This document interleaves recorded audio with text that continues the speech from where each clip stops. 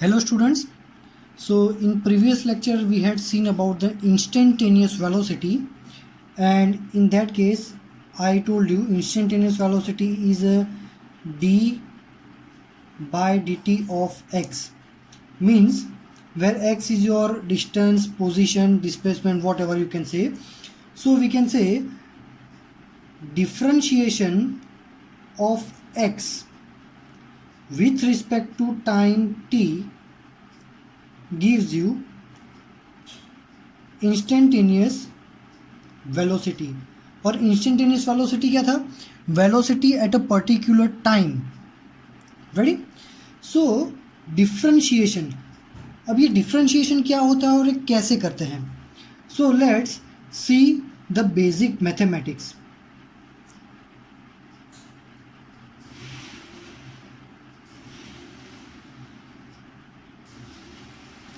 Differentiation. Ready?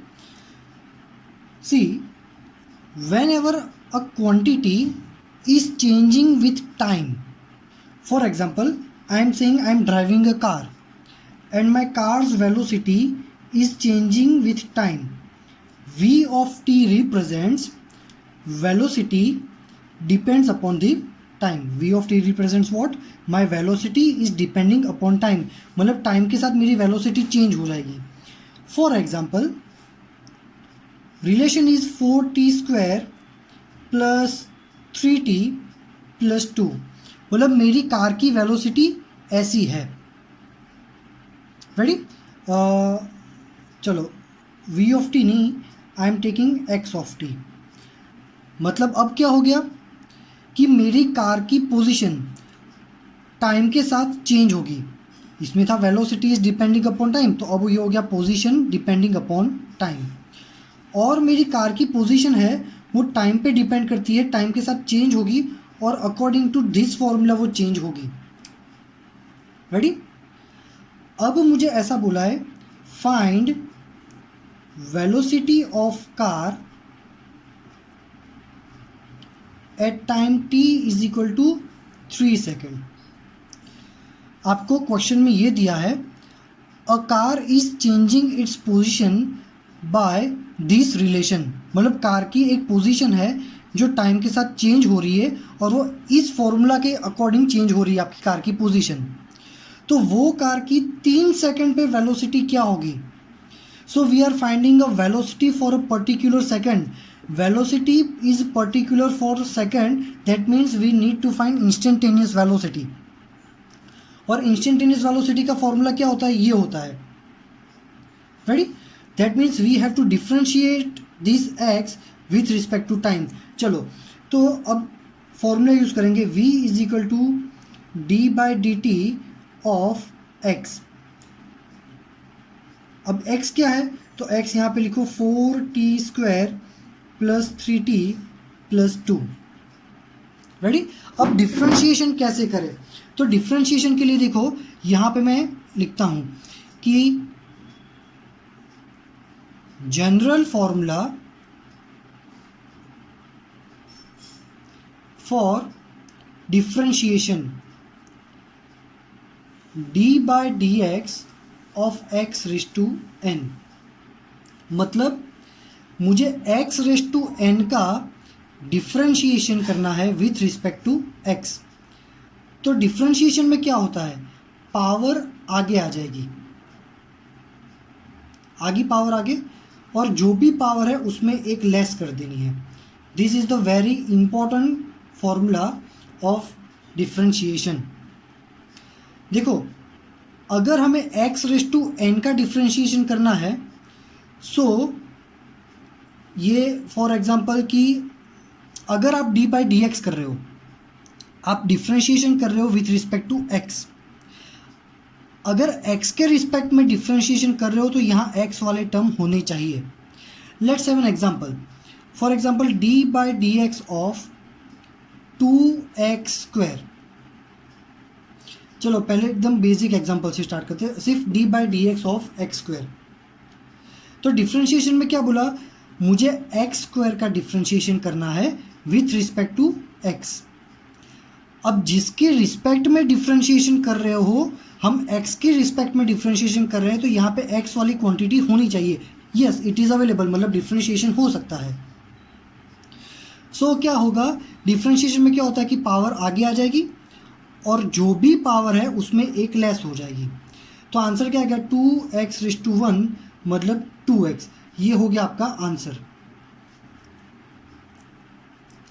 अब मान लो मैं एक और एग्जांपल देता हूँ, d/dx ऑफ 2x⁵5।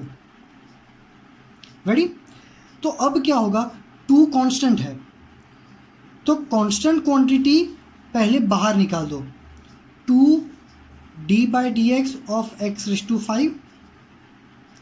अब 2 एज इट इज़।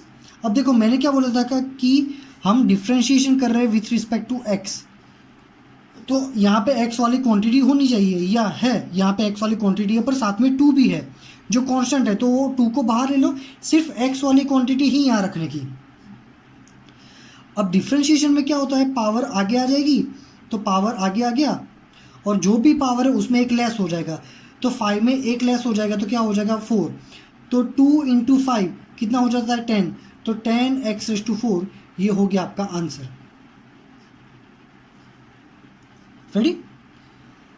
अब एक और एग्जांपल देखते हैं, d/dx of 9x⁸8 plus 7x² plus 3। ठीक है, तो अब ऐसे केस में क्या करना है, हमें पहले d/dx अंदर मल्टीप्लाई कर देना है। So d/dx 9x⁸8 plus d/dx 7x² plus d/dx 3।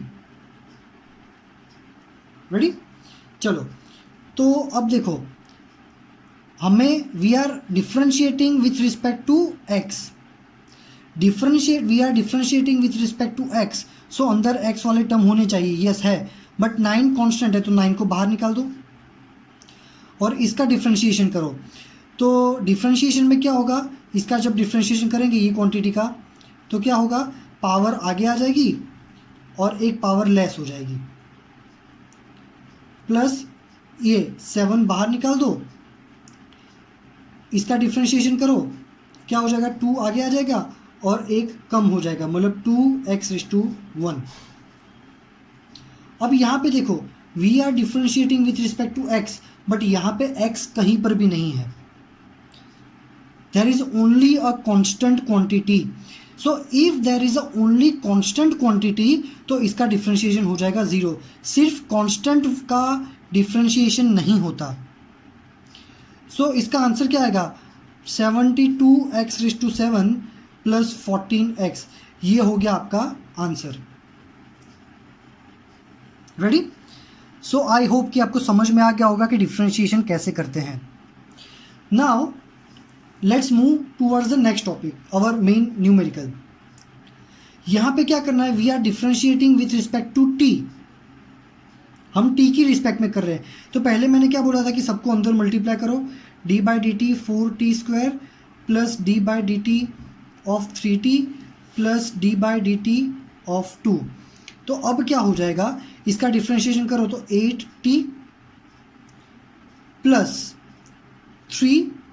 अब ये देखो, ये मैंने आपको नहीं सिखाया था तो इसको भी एक बार देख लेते हैं। चलो, d/dx ऑफ 2x, 2 बाहर निकाल दो, बचा क्या, d/dx और ये x, dx कैंसिल, तो डायरेक्टली आंसर क्या आ गया 2। तो इसमें क्या हो जाएगा, 3 बाहर आ जाएगा, d/dt ऑफ t प्लस यहाँ पे क्या है, सिर्फ 2, only a constant quantity, t से डिफ्रेंशिएट कर रहे हैं तो यहाँ पे t होना चाहिए, यस यहाँ पे है, t से डिफ्रेंशिएट कर रहे हैं यहाँ पे t होना चाहिए, यस है, पर यहाँ पे t नहीं है, सिर्फ कांस्टेंट क्वांटिटी है, उसका डिफ्रेंशिएशन 0। सो यहाँ पे dt कैंसिल, तो आंसर क्या आया 8t प्लस 3, मतलब वेलोसिटी आ गई ये। मतलब अब क्या हुआ, इसमें क्या था कि मेरी कार पोजीशन चेंज कर रही थी अकॉर्डिंग टू दिस फॉर्मूला, उसमें से मैंने फाइंड किया कि मेरी कार वेलोसिटी चेंज कर रही है according to this formula. But मुझे ये नहीं फाइंड करना था कि कार की वेलोसिटी चेंज की फॉर्मूला क्या है। मुझे तो क्या फाइंड करना था कि कार की वेलोसिटी थर्ड सेकंड पे क्या थी। तो वेलोसिटी की फॉर्मूला मिल गई। अब लिखो put t is equal to 3 in this formula. तो 8 इंटू 3 प्लस 3 24 प्लस 3 मतलब 27 मीटर पर सेकंड। तो ये हो गया आपका वेलोसिटी 27 मीटर पर सेकंड। समझ में आया अगर ये आपको मीटर में दिया है तो। सो ये हो गया आपका basic differentiation. Ready. So I hope कि आपको सब समझ में आ गया होगा कि डिफ्रेंशिएशन कैसे करते हैं। थोड़ा थोड़ा सेल्फ प्रैक्टिस भी करना। ये सब आप वीडियो में देख रहे हो, ऐसे वीडियो में देख के नहीं समझ में आएगा। अगर आप फिजिकली प्रेजेंट होते क्लास में तो इसकी मैं आपको बहुत सारी प्रैक्टिस कर रहा था, but I am not there, you are not with me, so don't worry. Mobile में यहाँ पे मैंने वीडियो में सब कुछ अच्छे से एक्सप्लेन किया है। ये सारे तुम सेल्फ प्रैक्टिस भी कर सकते हो। Ready. Now see the numerical which is given in the text book. Now see textbook illustration number 3.2. You have given that an object is moving on x-axis. Textbook को अपने पास रखना। 3.2 an object which is moving on x-axis and changing its position with this relation. ये relation से वो क्या कर रहा है, पोजीशन चेंज कर रहा है। Here a is a 8.5 and b is a 2.5 metre पर second square. That means a और b कांस्टेंट है जिनकी वैल्यू दे रखी है। हमें क्या फाइंड करना है, find the velocity at t is equal to 0 second and at t is equal to 2 second. मतलब 0 सेकेंड और 2 सेकेंड पे वेलोसिटी फाइंड करनी है। We have to find velocity for a particular time. Velocity for particular time मतलब we have to find instantaneous velocity. चलो instantaneous velocity का formula क्या है, v is equal to dx by dt। So v is equal to D by D T X. X क्या दे रखा है, a plus B T square. चलो तो अब क्या करेंगे, इसको अंदर मल्टीप्लाई करो। d by D t of a plus d by D t of b T square. We are differentiating with respect to t, but यहाँ पे कहीं पर भी t नहीं है, सिर्फ कांस्टेंट है। तो सिर्फ कांस्टेंट है तो उसका डिफ्रेंशिएशन नहीं हो सकता, ज़ीरो। अब यहाँ पे b बाहर ले लो और इसका डिफ्रेंशिएशन क्या हो जाएगा, पावर आगे आ जाएगी और एक पावर कम हो जाएगी, 2 - 1 1। सो वेलोसिटी क्या आ गई, 2bt। b की वैल्यू क्या है, 2.5। सो 2 into 2.5 into T. So velocity क्या आ गई, 5t। रेडी। तो मुझे वेलोसिटी की फॉर्मूला मिल गई। अब मुझे 0 सेकंड पे वेलोसिटी कितनी थी वो फाइंड करनी है। तो यहाँ पे t इज इक्वल टू 0 डालूंगा। So t is equal to 0, put t is equal to 0। तो t is equal to 0 put करूंगा तो वेलोसिटी कितनी हो जाएगी, 0। क्यों, 5 इंटू 0 0। और यहाँ पे मैं करता हूँ put t is equal to 2, 2 second पे भी फाइंड करनी है। तो 5 2 ज़ा 10, तो वेलोसिटी कितनी हो गई, 10 मीटर पर सेकेंड। तो ये पहले का मुझे आंसर मिल गया कि 0 सेकेंड और 2 सेकेंड पे वेलोसिटी क्या थी वो मुझे मिल गई। अब क्या करना है, find average velocity between 2 and 4 second. तो एवरेज वेलोसिटी की फॉर्मूला क्या होती है, average velocity is equal to final velocity, final position minus initial position divide by time, final time minus initial time. Ready. ये एवरेज वेलोसिटी की formula हमने previous lecture में देखी थी। चलो तो फाइनल पोजीशन, तो हमें फाइनल टाइम क्या दिया है, 4। तो फाइनल टाइम में लिख दो 4 और इनिशियल टाइम कितना बोला है, 2। अब फोर्थ हमारा फाइनल टाइम है, तो फाइनल टाइम के अकॉर्डिंग क्या पोजीशन थी वो हमारी फाइनल पोजीशन। पोजीशन की फॉर्मूला क्या है ये, तो यहाँ पे सॉल्व करते हैं। x is equal to A plus B T square. A की वैल्यू क्या है 8.5, बी की वैल्यू क्या है 2.5 और टाइम, फाइनल टाइम क्या था, फाइनल टाइम था हमारा 4, तो यहाँ पे डाल दो 4 का स्क्वायर, तो x is equal to 8.5 plus 2.5 into 16। Ready? तो ये आपका कुछ, इसको सॉल्व करोगे, so x is equal to 8.5 plus 2.5 into 16, इसको सॉल्व करोगे तो ये आपको x फाइनल मिल जाएगा। I have to use calculator in that. So यहाँ पे फाइंड करके xf मिल गया, वो वैल्यू यहाँ पे डाल दो। फिर हमें फाइंड करना है xi, तो अगेन x की फॉर्मूला क्या है, a plus B T square. अब हमें इनिशियल टाइम क्या था 2, तो x is equal to a की वैल्यू है 8.5 प्लस b, t की जगह डाल दो 2 का स्क्वायर, तो x is equal to 8.5 plus b था हमारा 2.5, 2 का स्क्वायर आ गया 4, तो x इज इक्वल टू 8.5 और ये हो जाएगा 10, तो ये हो गया हमारा 9.5। रेडी? तो ये हमें इनिशियल मिल गया। फॉर्मूला में अगर फाइनल टाइम रखोगे तो फाइनल पोजीशन मिलेगी, फॉर्मूला में अगर इनिशियल टाइम रखोगे तो इनिशियल पोजीशन मिलेगी। रेडी? तो XF और XI की वैल्यू मिल गई, यहाँ पे डाल दो, ये 9.5 इनिशियल में मैंने डाल दिया, XI की वैल्यू डाल दो। इसको ये वैल्यू यहाँ पे डालने के बाद अगर सॉल्व करोगे सो आंसर आपका 15 मीटर पर सेकेंड आ जाएगा। ये हो जाएगा आपका एवरेज वेलोसिटी। तो एवरेज वेलोसिटी का फॉर्मूला क्या होगा, final position minus initial position divide bye final time minus initial time. Ready? So I hope कि आज के लेक्चर में आपको ये कंसेप्ट समझ में आए होंगे कि डिफरेंशिएशन क्या है, उसको कैसे करते हैं और क्यों उसे यूज़ करते हैं। रेडी? सो नेक्स्ट लेक्चर में हम देखेंगे एक्सेलरेशन, एंड एक्सेलरेशन में भी हम डिफरेंशिएशन नाम की क्वांटिटी को यूज़ करेंगे। रेडी? सो ये हमने जो भी देखा है वो टेक्स्ट बुक के पेज नंबर 45 तक हमने सॉल्व किया है। रेडी? सो यहाँ तक अच्छे से रीड करो लाइन टू लाइन।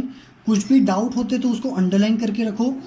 जब भी हम whenever we will meet physically in our class, जब गवर्नमेंट हमें परमिशन दे देगी तब हम जब क्लास में मिलेंगे तो जो भी आपके डाउट्स आपने अंडरलाइन करके रखे होंगे हम उसको सॉल्व करेंगे। रेडी? सो अच्छे से step by step her numerical को हम सॉल्व कर रहे हैं। सो आई होप कि आप लोग भी घर पे प्रैक्टिस करोगे और जो भी डाउट है उसको अंडरलाइन करके रखोगे, है ना? तो जब भी हम मिलेंगे वो डाउट्स हम सॉल्व कर पाएंगे। Thank you very much.